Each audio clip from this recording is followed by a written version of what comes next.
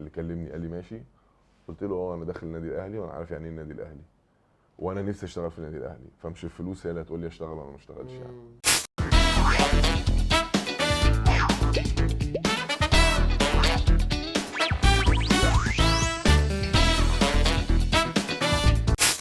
حلقة جديدة من بالبيجامة البودكاست اللي بتسمعوه على ديزر وبتشوفوه على GME يوتيوب شانل. مساء الخير، أنا متحمس جدا ومبسوط جدا جدا جدا بالحلقة دي. وكالعادة أي حاجة عايزين تعرفوها يا ريت تعملوا. أولا طبعا لازم بفكركم تعملوا لايك وسبسكرايب للGME يوتيوب شانل عشان خاطر يجيلكم نوتيفيكيشنز مش بس على برنامج البيجامة، بس على كل كمان البرامج اللي بنقدمها في GME. وحاجة كمان، أي حاجة عايزين تعرفوها أو تشوفوها أو ضيف عايزين تشوفوه حتى أو رأي ليكم في الحلقة، وأنا برضو عايز اشكركم على كل الاراء اللي بتكتبوها. الحقيقه انا بقالنا فتره بيجي لنا فيدباكس حلوه قوي على الفيسبوك بيج بتاعتنا، على كمان اليوتيوب شانل، حتى على الانستجرام الشخصي بتاعي بيجي لي حاجات كتيره جدا بشكركم عليها. كلام حلو وكلام ساعات بحسه كبير قوي عليا، واهم حاجه فيه ان انتوا كتير منكم مشجع فكره ان احنا بقينا بننوع شويه في شكل الضيوف او حتى في نوعيه المواضيع اللي بنتكلم فيها. ودي حاجه انا كنت خايف منها شويه، مع ان زي ما دايما كنت بقول ده اصل البودكاست، انا اساسا عملت البودكاست ده علشان كده. فالحمد لله انه انتوا حابين دوت، وده مش معناه احنا مش هيبقى معانا نجوم وممثلين برضه هيبقى معانا، بس ازاي بقى؟ هي دي الطريقه. النهارده انا عايز اشكر مبدئيا اخر براند واخر عضو منضم لينا، وهم جايين بقى في الكور بتاعنا في البيجامه شخصيا. سناجز هم من اكتر البراندز المصريه اللي انا من زمان بحبها جدا، ويعني يمكن يعني كان نفسي يبدروا شويه. يعني البيجامات الصيفي حلوه والله جدا، وشورتات سوكسيه وكل حاجه، وبرده ضيفي هيبقى لابس كده. بس انا بجد اول ما تقولوا سناجز على طول بفتكر الهوديز والوانزيز بتاعتهم، بجد الكريسماس وانزي يا جماعه كانت مهم يعني. فانا يا ريت بقى الشتا يجي بسرعه عشان خاطر انا عيني على كذا وانزي كده وكانت اوت اوف ستوك. فالمهم، فعايزين تعرفوا اكتر على سناجز برضو هتلاقوا اللينك. و ثانك يو ان هم معانا، وهم اول مره هيكونوا معانا وهيكونوا معانا الحلقه الجايه ان شاء الله. ضيفي النهارده غير ان هو صديق وبجد من الناس اللي بحبها جدا جدا جدا، غير ان هو واحد من الناس اللي كلها الناس بيبصوا على انه هو شخص ناجح، عنده بيزنس ناجح جدا، وسيم، بوبولر، عنده سوشيال ميديا اكزيستنس حلوه او موجود على السوشيال ميديا بشكل كويس جدا، اسم مهم في عالم الرياضه والفتنس في مصر. هو اللي اسس اجنايت، وده واحد من اهم المؤسسات الرياضيه اللي بتدي الفرصه لاي حد فينا ان هو يقدر يكون بيمارس رياضه بشكل او يبقى جزء من حياته، بكامبس، بحاجات لذيذه، بانشطه، بالكلام ده كله. غير ان هو اساسا بدا كلاعب كوره في 2009 في فريق هليوبوليس في الدرجه الرابعه للدوري المصري، وبعد كده تم اختياره ان هو يمثل منتخب القاهره الاول علشان كان متالق وظاهر جدا جدا. كمان تم اختياره عشان يمثل منتخب شباب مصر، وبعد كده سافر وخد منحة بره وكان داخل على كأس العالم وما حصلش، وهنعرف ليه. رجع مصر وبعد كده اشتغل كمدرب لأحمال النادي الأهلي، اشتغل مع أسماء زي سعد سمير، علي جبر، أحمد حسن كوكا، محمد الشناوي، طارق حامد، مروان محسن، وحسام غالي. كابتن شوبير من الناس او من الشخصيات اللي سمت ضيفي النهارده استاذ التأهيل، وان هو احدث ثورة في عالم التأهيل البدني والرياضي في مصر. ضيفي النهارده هو حسين عبد الدايم. وحسين، سيبكوا بقى من كل اللي انا قلته ده، كل ده مهم، هو كل ده اللي بيعمل حسين عبد الدايم.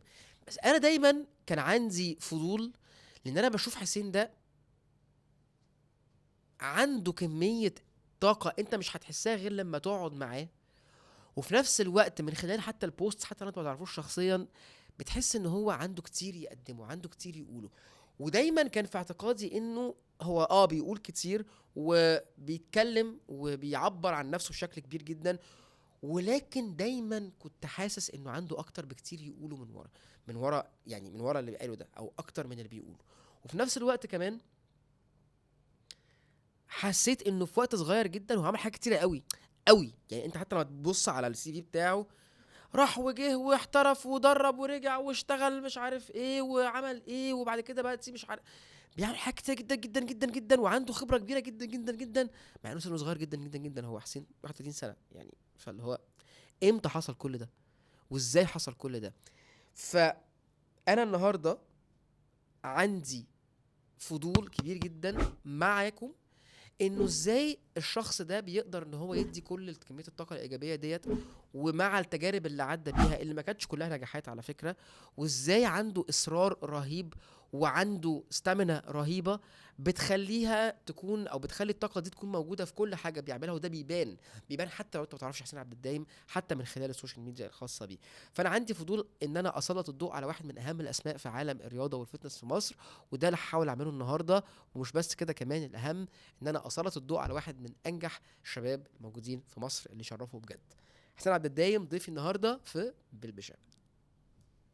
كتير قوي في الانترودكشن دي لفيت ودورت حوالين فكره انه انت من الناس اللي، مش بقول لك عشان انت صاحبي يعني وما بتنفخش عليا، بس يا لهوي والله العظيم انا عارف الحلقه دي هتطلع روح ان انت من الناس اللي فعلا الناس كده بتشوفك كانسبيريشن، واحد من الناس اللي الناس بتبص لها دي لوك اب تو كمثال ناجح للبني ادم الناجح، للشخص الناجح، للبيزنس مان الناجح وللانسان الناجح. وفي نفس الوقت ده يبان في حاجات كتيره قوي. بس دايما انا كنت بقعد ابص كده واقول يعني يعني طب فين التريكه؟ ما هو اكيد هو مش سوبرمان يعني، هو اكيد في حاجه، اكيد في ستراجلز معينه، اكيد في مشاكل معينه. وبالعكس هي دي حاجات انت بتتكلم عنها حتى في السوشيال ميديا، ودي حاجه بحترمها فيك جدا وهنخش في دوت. بس قبل اي حاجه تعالى نبتدي من الاول خالص بقى. انت اهلك من سوريا الاثنين صح؟ اوريجينلي يعني اوريجين حلو قوي، مش من المانيا؟ لا مش من المانيا. انت فاكر القصه دي؟ مش فاكر القصه دي. طيب انا هنا يعني قررت اخيرا بقى اجيبك على كرسي الاعتراف. القصه دي طلعت منين يا حسين؟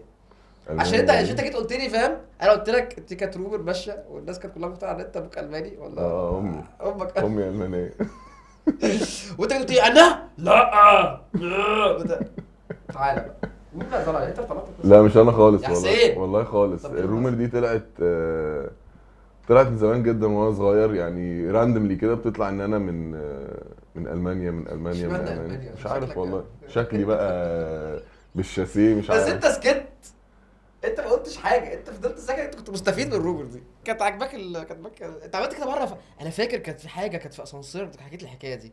كنت في اسانسير، كنت في حاجه برضو، كنت في قصه لا كده. كنت بحلق عند الحلاق مره وقاعد فقاعد بتكلم انا وواحد قريبي يعني، قابلته عند الحلاق فقاعدين، فواحد قاعد جنبي كده، فقريبي قام دوره يحلق يعني، فقام فلقيت الراجل راح مساء الخير. قلت له مساء الخير. قال لي اخوك يوسف. قلت له اهلا وسهلا. قال لي ما تاخذنيش يعني، انت بتتكلم عربي كده ازاي؟ قلت له يعني ايه؟ قال لي بتتكلم عربي كده ازاي؟ قلت له بس انا عايش هنا بقالي كتير. قال لي ياه انت طبعا انت بتهيص. ها بصراحه انت بتهيص. زمان كنت بهيص جدا بصراحه، ودلوقتي لا. لا ما خلاص دلوقتي بقى خلاص للاسف اتقفشت خلاص. انت بدات كلاعب كوره اصلا بقى، وكنت الاول يعني انا همشي معاك بالترتيب. ابتديت في نادي هليوبلس صح، وبعد كده المنتخب شباب، وبعد كده الزمالك، كده رحت امريكا، وبعد كده كنت المفروض تخش كاس عالم وحصل لك انجري، وبعدين بقى قلت انا مش لاعب، انا بعد اذنكم يا جماعه. لا رجعت لعبت، رجعت وادي دجله. لا رجعت الزمالك سنه ونص. اوكي. بعد كده رحت دجله سنه. اوكي. وبعد كده قررت ابطل يعني. انت لما رجعت الزمالك رجعت الدوري ناشئين. ناشئين. حلو قوي. بس وبعدين كنت الجون الرابع في الفيرست تيم بالظبط كده. وبعدين دجله، وبعد كده رحت قايل لا. فاهم. طيب اولا بالترتيب كده، انت كنت بتلعب هنا، بعد كده رحت بره، وكان في اكسبيرينس مهمه جدا وانت صغير جدا. خلاص. انت كنت ده حلم بالنسبه لك ان انت فكره ان انت الاحتراف بره والكلام ده كله، ولا هي جت كده؟ انت كنت بتلعب كوره والله يا جماعه في فرصه لذيذه. انت كنت في جامعه لين اي ثينك. لين اوكي. احكي لي بقى القصه دي. بص انا من صغري وانا نفسي العب كوره، تو ذا دريم يعني. بس انا كنت طفل مقلبص جدا. كنت قلبوزه نعم. كنت طفل مقلبص قوي من وانا عندي 8 سنين كده.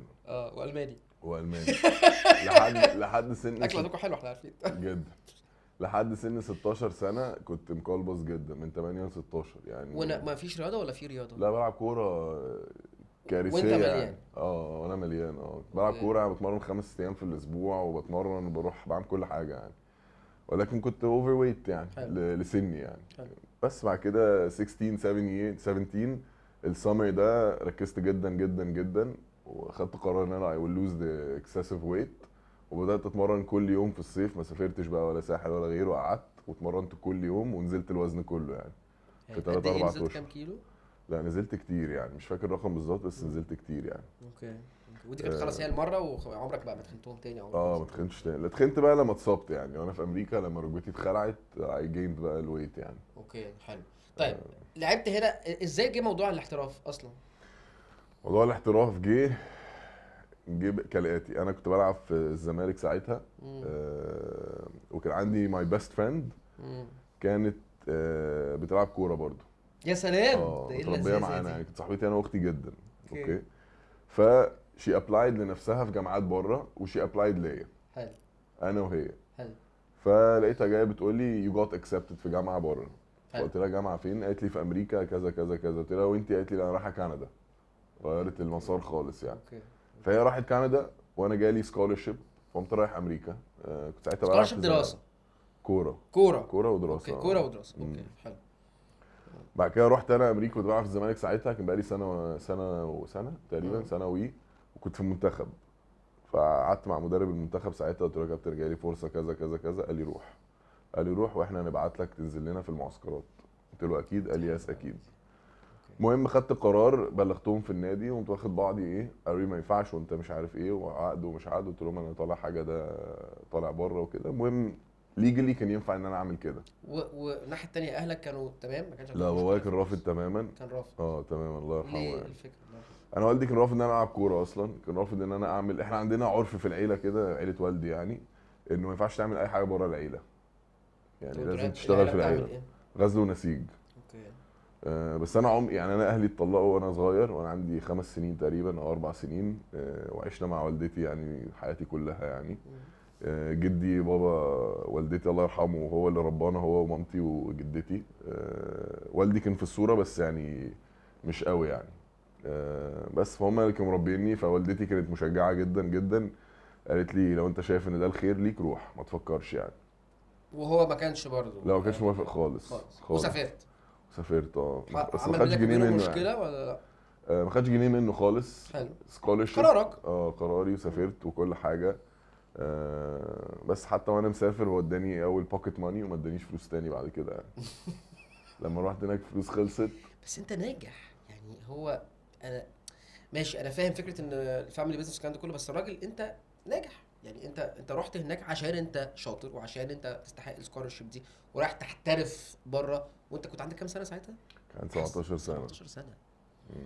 في حاجه المفروض تتفرح بالعكس يعني، والله حتى لو كان كانت بره 17 البلان. 18 كان 19 18 والله. بص يعني انا لحد النهارده ما اعرفش ليه يعني. حتى لما عملت اجنايت والدي قاطعني 2.5 سنين. طردني يعني، شبه طردني من البيت. كانت قصه كده برضو يعني. هو بالنسبه له النجاح لازم يبقى في العيله. لازم، هم العيله كلها كده، النجاح لازم يبقى جوه العيله يعني. فانا كان بالنسبه لهم انا البطه السوداء يعني. بس عايز ارجع للحته بتاعت امريكا. رحنا احنا امريكا خلاص، وفي الطل احنا بقى احنا اول مره اعتقد نسافر لوحدنا ونعيش لوحدنا كان اول مره اسافر كده. خلاص. ومش بس كده، انت بقى رايح، انت الحمد لله عندك ميزه واحده شبههم. بس دي هناك مش ميزه. عملت لك ايه بقى؟ دي هناك مش ميزه خالص. ليه بقى؟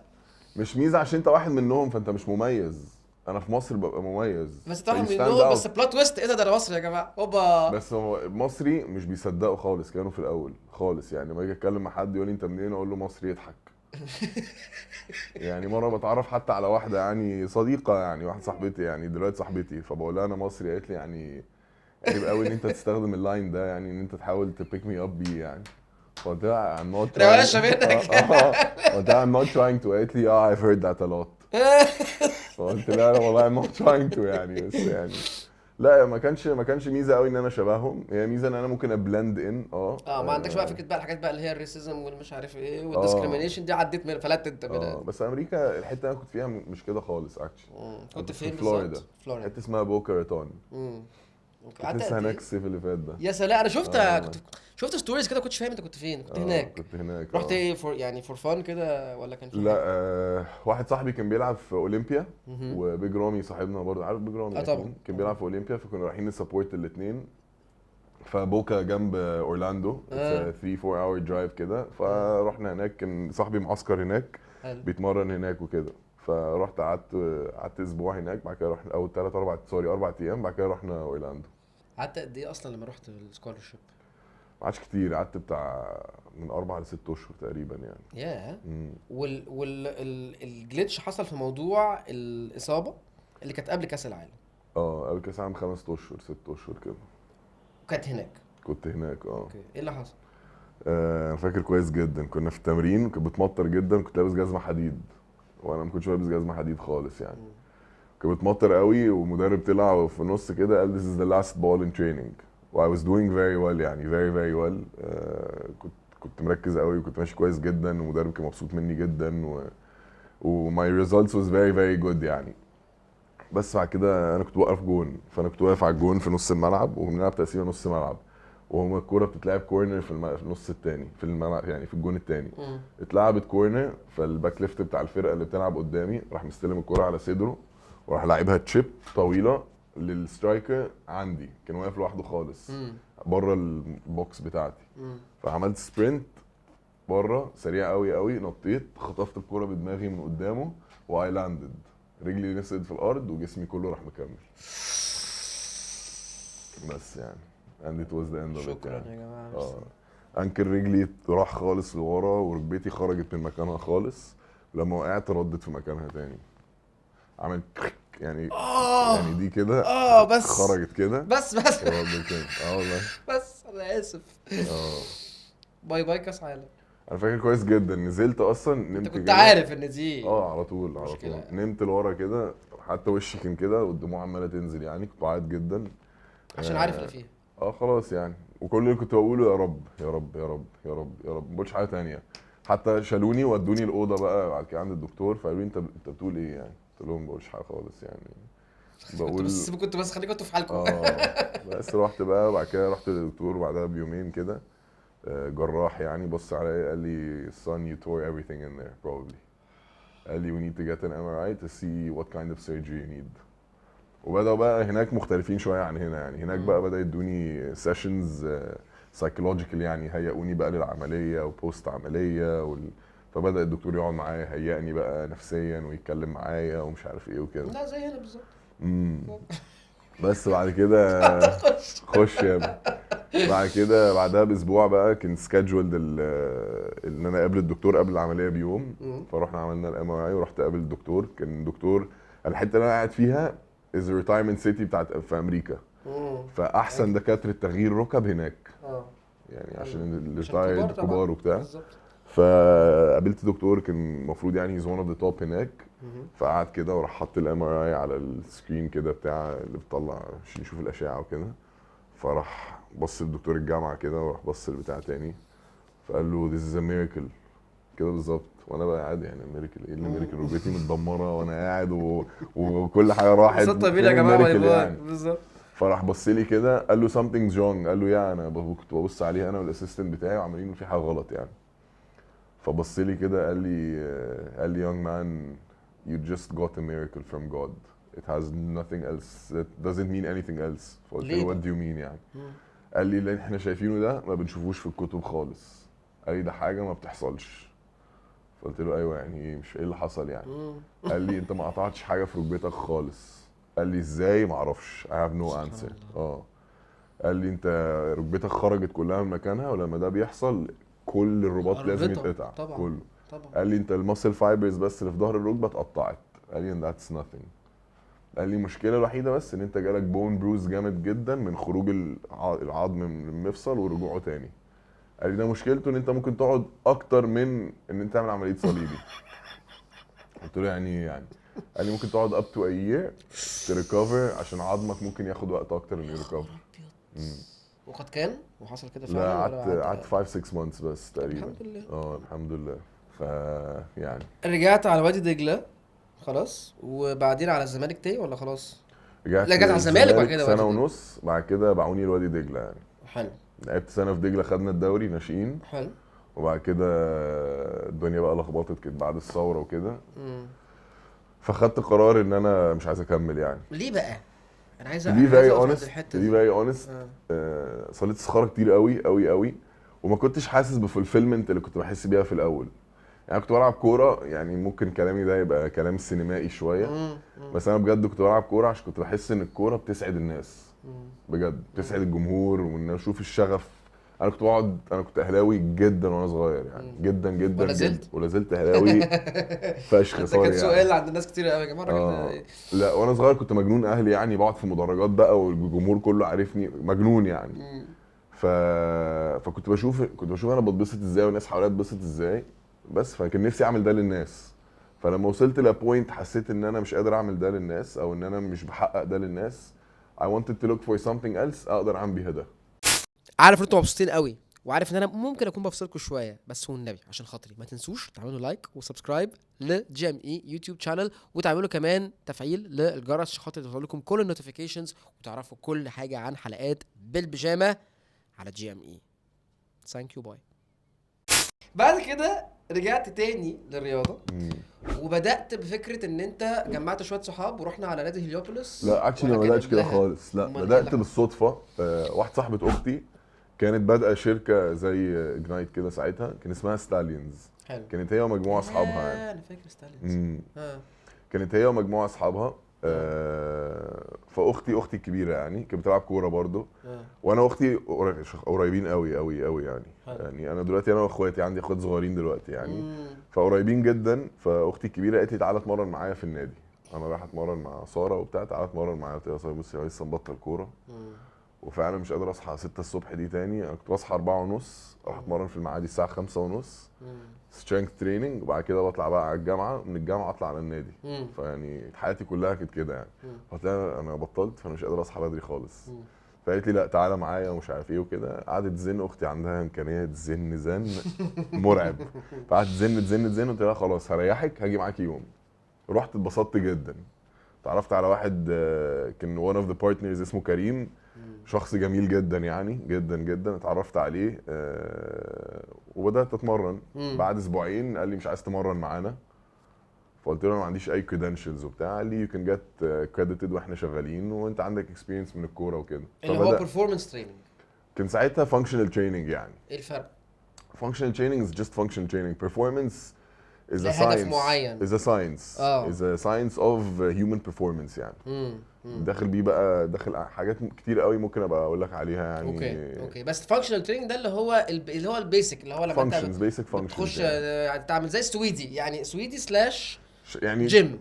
CrossFit is considered functional training. والله. اوكي. بس الميثودولوجي of CrossFit مختلفة شوية يعني. in terms of programming, in terms of why you're doing this كده يعني. اوكي. بس it's هو considered يعني functional. حلو قوي. سويدي is considered functional برضه. بالظبط. طيب امتى بقى انت دربت عن طريق ستاليونز؟ يس في الاول خالص كنا الاول مجموعه 6 انفار وكانوا كروسفيت ستارز قدامنا 60 واحد. فاكر كويس جدا. احباط رهيب يعني يا حبيبي.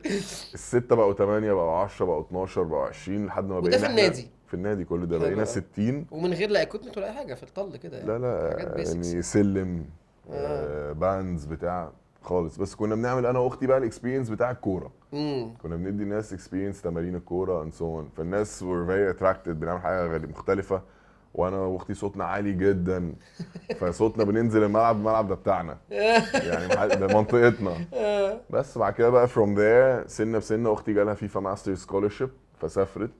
she's the only female في افريكا كلها اللي جالها. دي حاجه كبيره جدا يعني. if you think ان انا ايه ده الجمدان ده يا جماعه؟ ده انتوا عيله جامده كلكم. اختي ليفل تاني خالص يعني. البنت الوحيده اللي راحت سكولرشيب في فيفا. فول سكولرشيب ما شاء الله. ساعتها يعني من افريقيا مش من العالم. وبعدين فجاه لقينا نفسنا بنشتغل على دودو الجباس. كانت اول مره. دودو الجباس كان اجنايت بقى. كنت ساعتها بقى سبت انا ستاليونز وعملت اجنايت. عملت اجنايت برضه في النادي.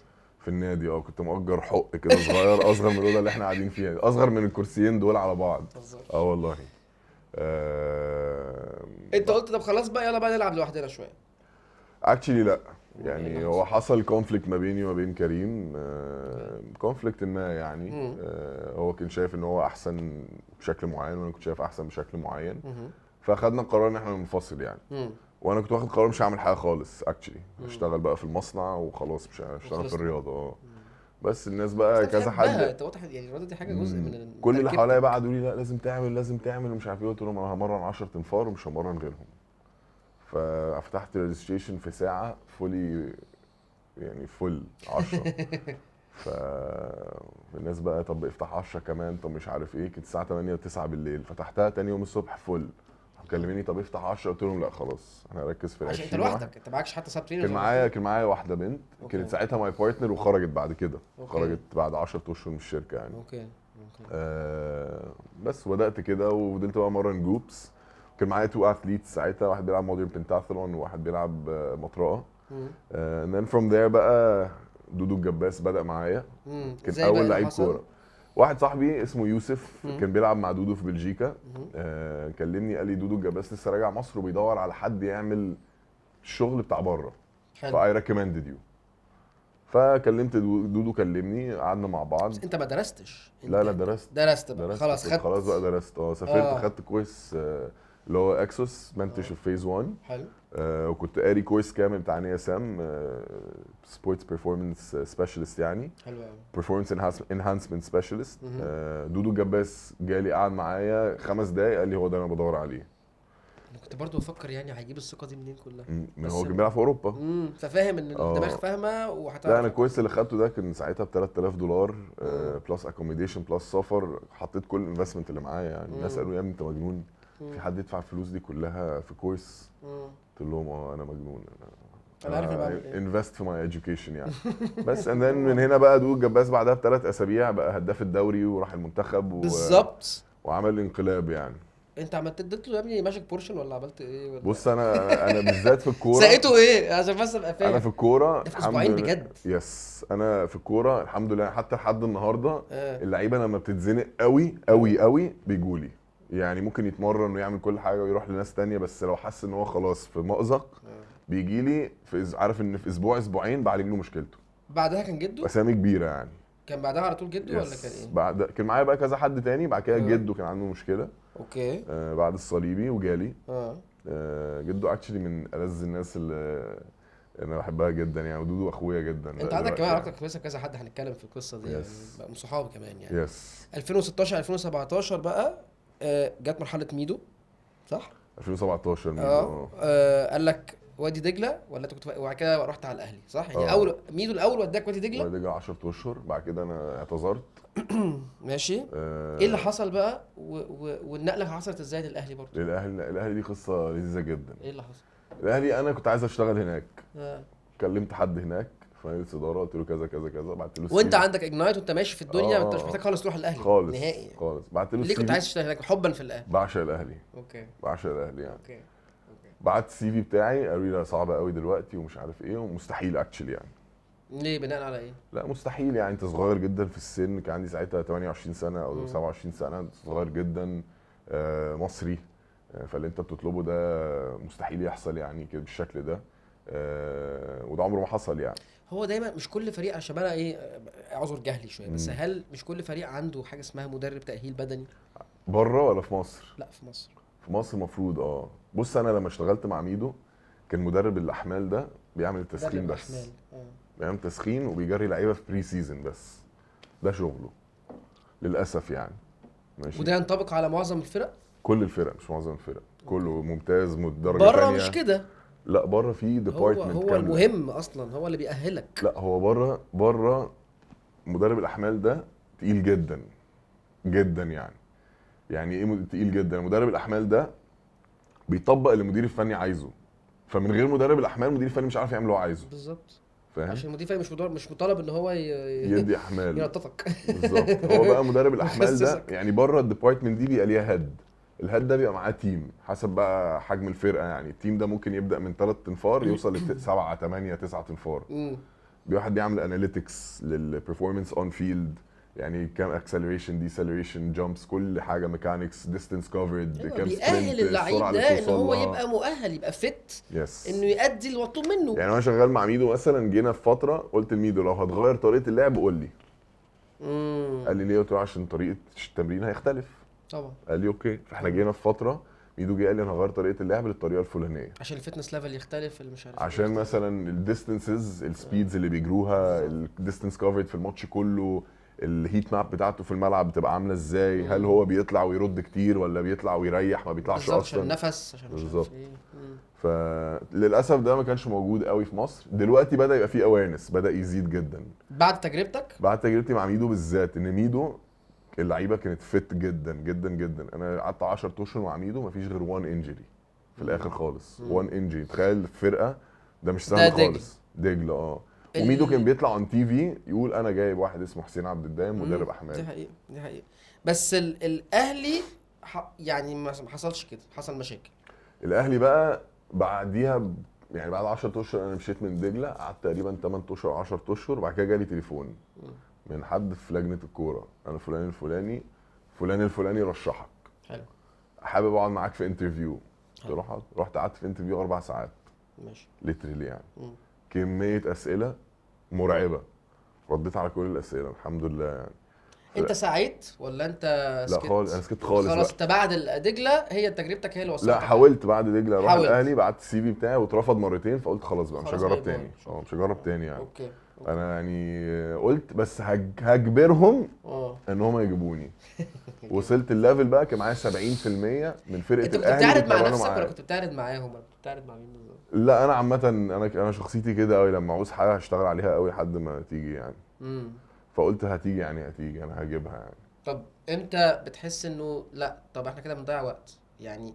ما هو في لا يعني انا دايما عندي ستراجل عشان انا كده في الحته دي، وعنزي جدا برضو، وعشان كده سالتك تعاند مع نفسك ولا عنزي مع الناس.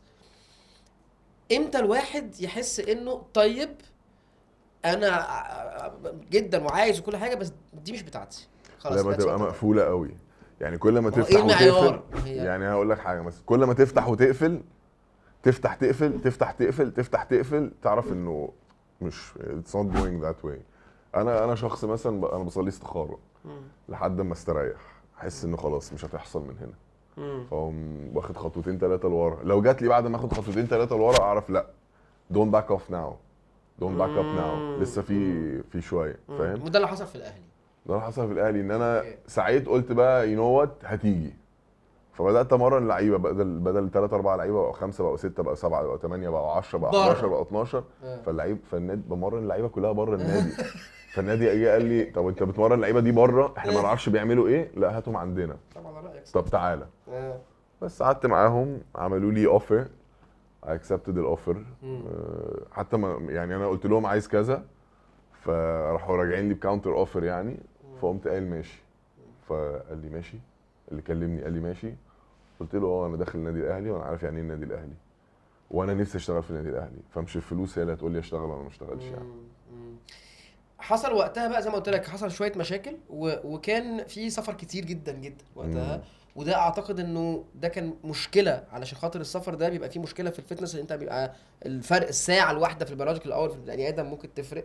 حصل مشكله ان كان في كمان الاهلي لعب كتير قوي السيزون ده او السيزون اللي انت اشتغلت فيها. فده ادى الى انه اللعيبه ما كانتش عارفه حتى تعمل ريكفري اصلا. كل ده ادى الى انه حصل بيرفورمانس او مشاكل في البرفورمانس اتلمت انت عليها جزئيا. بص عامه في الميديا، انا مش بتكلم على ماليش دعوه في الوسط الكروي، عشان اكيد الوسط الكروي الموضوع مختلف، بس الميديا اعتقد ان هم كانوا لقوا كبش فدا سهل يعني. بص هو عامه مدرب الاحمال اسهل شماعه يتعلق عليه مشاكل. يعني ده جلوبالي، ده مش في مصر. ده جلوبالي يعني. حلو قوي يعني حتى يعني كنت باخد كورس تبع برشلونه مره، والهيد اوف بيرفورمانس طلع قال لنا ستريت اب هو ده انت هتلبس عادي. يعني ده واقع انه اسهل شماعه مدرب الاحمال. اللعيبه بفورم وحش مدرب احمال، اللعيبه مش تجري مدرب احمال، اللعيبه تكتيك وحش مدرب الاحمال، اللعيبه كله مدرب طبعا. احمال. ده ظلم باين جدا طبعا. ان انا في الاخر انا عنصر بساعد على تحقيق نتيجه. بس في عناصر كتير جدا. انا جزء كبير قوي من الفورمولا، بس انا ممكن اطلب حاجات والحاجات ما تتنفذش. بمعنى ان انا اطلب مثلا ريكفري بروتوكول يبقى بيتنفذ، ديفايسز حاجات معينه مثلا ما بتتنفذش مثلا. يعني ليها عوامل كتير قوي يعني. هل كان عندك مشاكل مع المدرب نفسه بقى، مدرب الفريق؟ يعني هل اللي انت كنت بتعمله هم كانوا شايفين؟ ما هو انا اصل انا برضو هرجع اقول لك في حاجات انا حاسس بيك فيها قوي. ليه؟ عشان انا دايما كنت اصغر واحد في شغلي، ودايما اللي بيحاول يدخل حاجات هو يمكن ربنا كرمه بيها بشويه تعليم بشويه معرفه بشويه احتكاك بشويه كده. ودايما كانت بتبقى المنظومه حواليا كبيره ومنغلقه، ومش عايزاك انت تعمل حاجه تلمع فيها علشان ما تطفيهمش هم. شكلهم وحش، ما انت الصغير وهي شكلهم هو كبير. واجهت ده؟ بص انا حصل لك كلاشز من النوع ده؟ طبعا. انا شخصيه دغري جدا جدا، انت عارف يعني. ما بخافش خالص الحمد لله يعني، خالص يعني معروف عليا كده. فلما كنت بشوف حاجه غلط كنت اقول ده غلط، لما بشوف حاجه صح بقول صح. طبعا ده ما بيمشيش قوي هنا الكلام. مش قوي يعني انا حتى مره من المرات المدير الفني كان حد اجنبي وهي بليمد مي الحاجه اجنبي كمان. فستريت اب قمت فاتح نقاش معاه، قلت له لا ما تقدرش تعمل معانا كده يعني. قال لي يعني قلت له غلطه مش مني، انا هعمل لك ريبورت كذا واعمل لك كذا وكذا، واديته الداتا كلها. فراح قال لي ثانك يو في الاخر، قال لي عندك حق، انت مش غلط مش منك. المصريين ما تقدرش تعمل معاهم كده قوي للاسف يعني. للاسف يعني احنا في بوليتكس كتير قوي، احنا عندنا ايجوز قوي قوي قوي. احنا كشعب مصري والعرب عامه عندنا الايجو ده حاجه كبيره جدا. انا انت واجهت ده في اللعيبه ولا في المدرب او في الجهاز الفني؟ بص انا الحمد لله اللعيبه عمري ما واجهت معاهم مشاكل في حياتي كلها. يبقى المشكله كانت في الجهاز الفني. ممكن بقى في الجهاز، ممكن مدرب، ممكن حاجه معينه، بس يعني ما بتبقاش شخصيه، ما بتبقاش مشكله مشخصنه يعني. هي بتبقى المبدا نفسه، انت جاي بتعمل حاجه مختلفه وبالنسبه لهم حمل بقى. مدرب احمال ممكن تبقى حمل، لسه هتشيل همك بقى، انا كفايه شايل هم مدرب. ممكن تبقى حمل، ممكن تبقى في بوليتكس ما تقدرش نعمل حاجه مثلا في حاجات معينه. في بروسيجرز بتبقى ماشي فيها فما تقدرش تبقى مثلا عايز ده يا جماعه دلوقتي. المعسكرات نفسها طريقتها شكلها بياخد وقت. في حاجات معينه الاكل الجهاز ملوش حتى كنترول عليها 100%، فاهم؟ بيبقى بروسيس لازم نمشي فيه وبعد كده بيحصل. بس عقبال ما بيحصل جمهور الاهلي مش بيستحمل مش بيستنى خالص. يعني انا اشتغلت 10 اشهر في دجله لما كنا بنخسر ماتش كان عادي. الاهلي لما بنخسر ماتش كارثه. لا هو الاهلي ما ينفعش حتى لو كسبان 10 ماتشات. انت المفروض بقى اكتر هتحس بالكلام ده عشان انت نفسك جمهور. طبعا انا كنت بتشتم في الشارع. ما هو دي ما كنتش بزعل بجد. ازاي يا حسين؟ ما هو انا اموت وافهم ازاي يا حبيبي. انت كمان بقى يعني عارف لو ده مثلا الزمالك، لو ده اللي هو اصلا مش نادي انت او مش تجربه انت اصلا شغوف بيها، وانت كنت انت انت الفان، كنت هقول لك ماشي. بس انت داخل واخد مسؤوليه كبيره جدا وعارف ان انت هتبقى كبش الفدا زي ما انت قلت في النادي اللي انت بالنسبه لك هو ده اصلا، فانت يهون عليك قوي. هقول لك حاجه، يهون عليا حاجه وان انا اشخصن المشكله وازعل، دي حاجه تانية خالص. ازاي يعني انا النهارده يهون عليا ان واحد جه مثلا قال لي انت اللي غلطان انت كذا، ازعل عشان هو فاكر كده، بس ما ازعلش منه. ازعل من الاكت اللي عمله، بس انا ما ازعلش منه كشخص، عشان انا فاهم يعني ايه اهلاوي، فاهم يعني ايه بحب النادي جدا جدا، فاهم؟ النادي الاهلي ده يعني حاجه كبيره جدا فوق ما انت ممكن يعني ناس كتير ما بتبقاش فاهمه ليه واحد من الجمهور مثلا ممكن يجيله جلطه لما الاهلي يخسر ماتش، ممكن يموت لما الاهلي يخسر ماتش، عشان الاهلي ده بالنسبه له هي نقطه السعاده في حياته، فاهم؟ وهو ده جمال الاهلي بصراحه. يعني مش فرق كتير قوي في العالم كده، بس حلاوه الاهلي ان الاهلي بجد بيسعد الجمهور قوي قوي قوي بكل حاجه، بالبراندنج بتاعه، قليل قوي لما خذلوا يعني، بكل حاجه، باللانجوج اللي هو بيكلمها النادي، بالرقي، كل حاجه، بنظافه النادي، بطريقه الرئيس النادي، بطريقه الجهاز، بطريقه الاداره، كل حاجه. يعني عندهم سيستم قوي قوي فعلا، فاهم؟ ودي حاجه مش سهله خالص يعني. انت كنت منزل صوره مع سعد سمير صح؟ قلت صديق العمر. مين تاني صحاب ليك قوي بقى زي يعني سيبك من ناس معارف لذيذه، بس مين صاحب قوي زي؟ لا في كتير. وانا سعد كنت لعبتوا مع بعض ولا كان ايه؟ سعد كان زميلي في المنتخب في الاوضه، يعني روم بتاعي. اوكي. مين بقى تاني؟ السرير اللي جنبي يعني. مين تاني كنا بنقعد نصور بقى فيديوز ضحك وتريقه وهزار سعد طول عمره دمه خفيف كده يعني، طول عمره يعني. هو كاركتر واضح كمان، وبحس كمان ان هو ما بيطلعش يعني، مش كل اللي طالع على الميديا هو الصح. لا طبعا. يعني كمان في حاجات تانية اكتر بكتير من ورا. احنا ده هو طالع بيحاول يلم الدنيا من غير ما اعرف، بس حسيت دي حقيقه. لا في كتير يعني، في كتير عشان ما ابقاش بنسى حد يعني. بس لا يعني بالذات الجيل بتاعي اللي هو 89 ده اغلبيته اللي كانوا معايا في المنتخب لحد النهارده احنا اصحاب يعني. حتى اللي مبطلين، مش بس اللي مكملين وستارز ونجوم وكده، حتى اللي مبطلين يعني. انت قلت حاجه مهمه جدا سايكولوجيكلي او النفسيا، وجزء مهم جدا من اللي انت بتعمله هو نفسي، هو التاهيل النفسي. زي ما انت قلت الاجانب لما جم عندك يعملوا لك عمليه، يا حبيبي هتعمل عمليه والنبي عشان خاطري وخلي بالك وكده. انت هنا في فرق بين انت تشتغل مع رياضي محترف، فانت بتعمل له performance training او بتاهله بدنيا وفتنس يعني خلاص، او لياقه يعني. وفي فرق انت تشتغل مع حد مواطن شاب مصري عادي عايز يدخل، او حتى حد كبير يعني عايز يدخل الرياضه في حياته علشان حياته تبقى احسن وصحته تبقى احسن. الفرق ايه؟ وايه النوع التشالنجز اللي بتواجهها في الحتتين؟ بص هو يعني الاثليت كمان عنده ايجو، يعني لو هنتكلم بقى على الاثليت هو برضه حاسس ان هو اصلا جامد، ما هو اوريدي رياضي. اقول لك حاجه، انا الحمد لله ما عنديش مشكله في قصه الايجو مع الاثليتس يعني بصراحه يعني. عشان انا I really care. I really care. يعني I really care. يعني انا بتعامل مع الشخص اللي بيجي ده ان هو بني ادم، ما هوش زبون يعني. فالبني ادم انا بتعامل معاه هو شخص عنده عقل وعنده قلب وعنده مشاعر وعنده كل الحاجات دي، فانا بتعامل معاه ان هو بني ادم فعلا، مش ببص له ان هو اسيت او ان هو كلاينت او كده. هو كلاينت واثليت وكل حاجه، بس هو بني ادم في الاول وفي الاخر. فده بيبقى محسوس وملموس قوي يعني. I care for human beings فعلا. فالكلاينت او الاثليت لما بيجي بيبقى حاسس بده جدا. فعمري ما بستراجل مع اثليتس بحته الايجو خالص الحمد لله يعني. ممكن مره او مرتين، ومش من ستارز يعني، مش من نجم، من واحد صغير جالي بايجو يعني، وانا الحته دي مش بستحملها قوي يعني. بخبط على بحس طول يعني. النجوم بالعكس هم دول يعني قليل لما بيبقى عندهم ايجو يعني. في عندهم ايجو، بس انا عمري ما كان عندي مشكله مع ده يعني. انا بعرف اتعامل مع يعني حتى وانا في الاهلي جابوا لي لعيب، قالوا لي اللعيب ده صعب جدا جدا جدا وهيبهدلك وهيبقى مقرف ومش عارف ايه، بس هو خده كبروجكت وبتاع. اللعيب ده ما تعبنيش لحظه خالص. اللعيب ده اتعاملت معاه بمنتهى السلاسه، كان سهل جدا. هو صالح جمعه، اتعاملت معاه كان من اسهل اللعيبه اللي اتعاملت معاها. اتخدت منه كل حاجه انا عايزها منه. I delivered within 3 to 4 weeks. لدرجه مدير الكوره بيقول لي انت ازاي عملت كده؟ اتعاملت معاه ان هو بني ادم، مش ان هو حاجه تانية خالص. واتصاحبت عليه واحنا اصحاب لحد النهارده. وانا عايز اساعده، انا مش عايز حاجه تانية. مش عايز في الاخر الناس تطلع تقول حسين عمل كذا، لا انا فعلا عايز اساعده.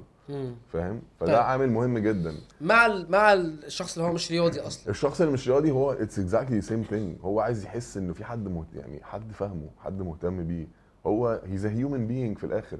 الهيومن بينج ده بيبرفورم موفمنت، بيبرفورم روتين في حياته. understanding that is how you can help them. فاهم قصدي؟ انك تفهم ده يعني. احنا عندنا دايما في Ignite we always ask why. why are you here؟ بترد نسألك why تاني، ترد نسألك why تالت. بنفضل نسأل why في من أول يوم بتخش لحد ما تبطل تيجي. حتى لو بقالك معانا 6 سنين بنفضل نسأل why. عشان why دي بتفتح أبواب كتير جدا جدا. يعني ممكن حد يجي مثلا بالنسبة له أنا عايز أخس. أنت عايز تخس ليه؟ عايز أخس، عايز جسمي يبقى حلو. سايكولوجيكلي هو ممكن يبقى فاكر كده، بس ورا بقى خالص متخزن. ممكن هو صغير هي واز بوليد، ممكن هو صغير كان ناس بتهراسن بطريقه معينه، فهو عايز يخس عشان يوقف ده. فزي انت قريت في سايكولوجي يا حسين؟ يس، دارس في الجامعه كمان. عشان كده. a very big part of it we really ask about the why. بتفتح سكك كتير قوي. حتى if you're a professional athlete, if you're a normal human being, fitness enthusiast, عايز تدخل رياضه في حياتك, if we can understand your why then it will happen. بتاخد وقت وتايم وافورت قوي من الكوتش او من الشخص. بس if you care for the human being انت بتعالج له مشاكله فعلا. هو مش جاي لك عشان تديله سيشن وتاخد منه فلوس وتمشي يعني. انا دايما بشوف برضه الحاجات اللي خلتك تبقى قاعد معايا النهارده، ان انا بشوف دايما فيك باشن وشغف باللي انت بتعمله جدا جدا. انت حتى بتحاول تخلي، انت بتعمل فتنس بارتيز. انت خليت الفتنس يلا نعمل حفله يا جماعه فتنس وبتاع. في ناس شايفين او فيك انت صوت عالي قوي في اخر 5 سنين لما الفتنس بوكسز والبرفورمانس تريننج اللي كبرت قوي بقت بزنس كبير. في ناس شايفين انه ده بقى كوميرشال قوي. في ناس شايفين ان ده ما بقاش مفيد على قد ما بقى ان هو يلا مش هقول اجنايت ايا كان بقى مين هنا وهنا وهنا وهنا. طيب انا كنت بروح عشان مثلا حسين شاطر، بس انا مش ضمني انه هاخد نفس الليفل من الناس التانية الماسز. لا هما بس هدفهم ان هو يبقوا موجودين، بس هو بقى بزنس بقى كوميرشال. رايك ايه في ده؟ مع ولا ضد ده؟ تعاملت مع ده ازاي اصلا؟ يعني خلينا نبريك داون. انت شايف اجمالات اصلا لما كمان ما شاء الله يعني اللي وصل ليه يعني كمان شايفه ازاي؟ خلينا نبريك داون انتوا حاجتين. خلينا نبريك داون اول جزء للاندستري نفسها، ان هي بتكبر وان هي بتبقى كوميرشالايزد. اوكي حلو، وده حاصل. يس، ده في حد ذاته مش حاجه عيب خالص. ليه؟ ان زمان الرياضه كانت في مصر يعني انا بلعب رياضه وانا صغير، يا ما بلعبش رياضه خالص. صح. يا بروح الجيم يا ما عنديش الترناتيفز ثانيه. ما عنديش الترناتيف بقى ان انا العب حاجه زي بادل تنس، ما عنديش الترناتيف زي ان انا اروح حاجه فانكشنال تريننج زي اجنايت مثلا فور اكزامبل. ما عنديش الترناتيف ان انا انزل العب تنس حتى مع اصحابي وانا ما بعرفش العب. اخري كنت بلعب خماسي، كوره يعني، يا بروح جيم. يا باجي بتمشى حوالين البيت. مفيش بالظبط. ده لو بتنزل باجي على الاسفلت، وده غلط اصلا. ده لو بتنزل اصلا. وده كان ريسنتلي برضو من كام سنه، وقليل قوي كان قبل كده يعني. ما كانش فيه الكومفورت قوي ان انا انزل اجري في الشارع. صحيح. اللي بداوه قوي كايرو رانرز. صح مظبوط. تمام. قبل كده الكالتشر دي ما كانتش موجوده، ده كان بداوه كمان والحظر كمان، وقت الحظر لما ما بقاش في نوادي الناس بقت تنزل على بالظبط. فما كوميرشاليزد يعني دايركشن دي حاجه كويسه جدا ان هي تحرك الناس. حتى لو انا مش هنزل ابقى بنزل كل يوم، بس قومت الناس من على الكنبه. قومت مجموعه ما كانتش بتتحرك خالص، ما كانش عندها اي حاجه تطلع فيها الانرجي دي. كانت بتطلعها على الكشك، كانت بتطلعها بالظبط، على كمان فيها جزء اجتماعي، بتتعرف على ناس وحاجات فهل هي وحشه ولا مش وحشه؟ هي مفيده للمجتمع. حلو. هل مضره؟ ممكن تبقى مضره، بس ضررها اقل من ان الضرر ان حد ينزل يعمل حاجه تانية خالص. ممكن الكوتش اللي واقف بيمرن مش دارس قوي، فمش فاهم يعني ايه هيومن ميكانكس، مش فاهم يعني ايه البيولوجي اوف ذا بودي، مش فاهم يعني ايه المخ بيستوعب ازاي مثلا. الشق الثاني بقى from a perspective of ignite وازاي بنقدر نكنترول الحاجات دي and so on. احنا مثلا for example عندنا internship program كامل. for example عندنا program اي حد عشان يبقى coach في ignite it's an entire process. حوار جدا. وعندنا process of workshops. في حاجات احنا we've built ourselves through experience والstudies والكلام ده كله، بنpass on الاكسبيرينس ده للناس، للكوتشز اللي بيجوا يشتغلوا معانا.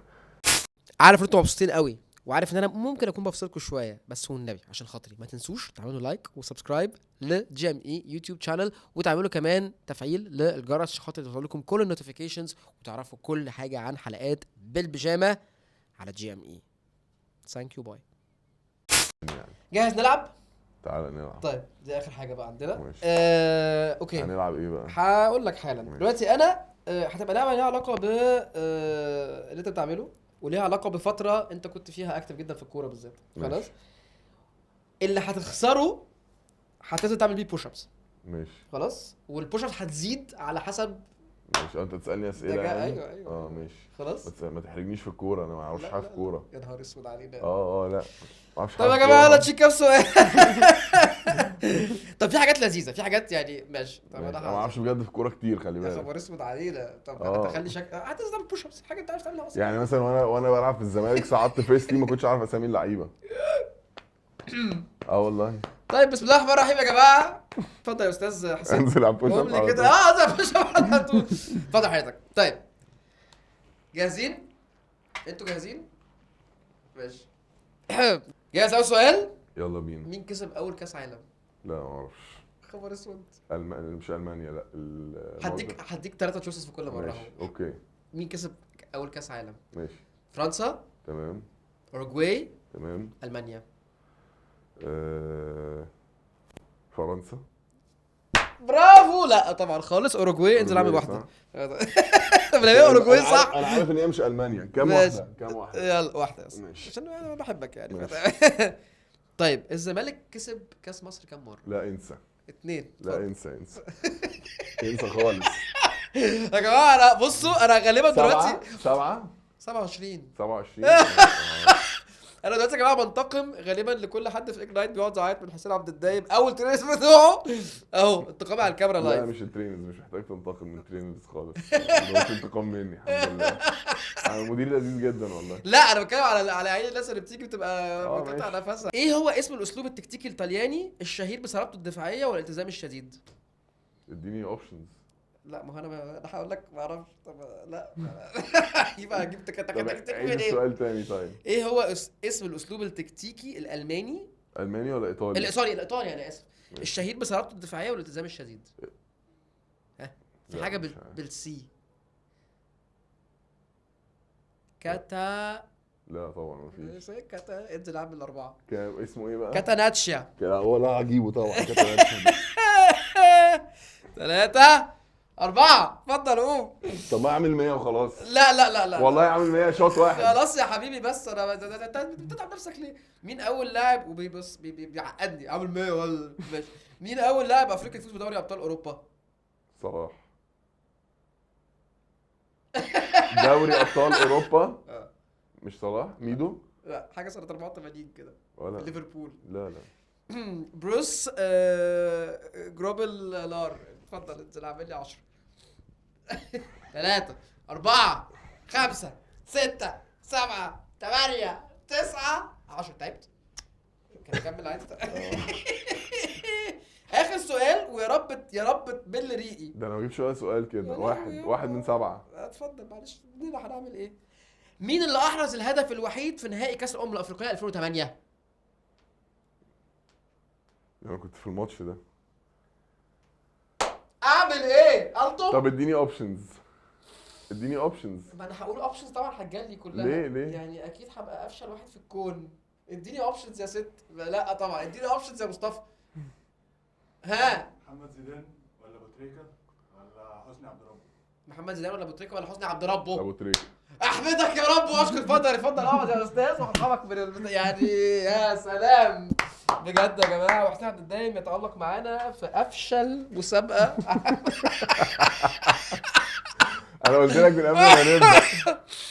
لا معلوماتي الكروية ضعيفة. الموضوع طلع بجلي بخيش تخيشه وحشه قوي يعني. بص انا بحبك بس قلت يعني. لك معلوماتي الكرويه طب اي بيسكس ده انت كنت في الماتش يعني. انا كله كان بالنسبه لي وان انت كنت في الماتش. بص هقول لك وده كان هدف وحيد وحاسس مين بقى ايه. ايوه ده من 2008 يعني ده من 12 سنه. ايوه بس اكيد كان حدث يعني. ماشي يعني حدث وعدى.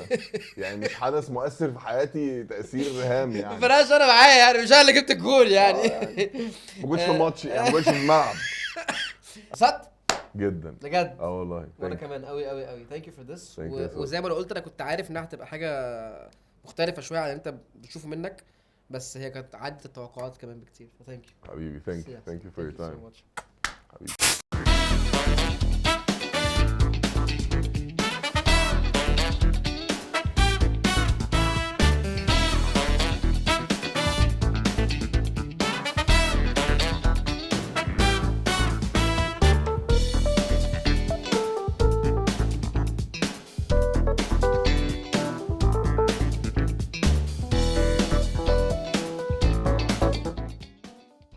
لو عجبكم الفيديو دوسوا لايك وسبسكرايب للجي ام اي عشان ما يفوتكوش ولا حلقة.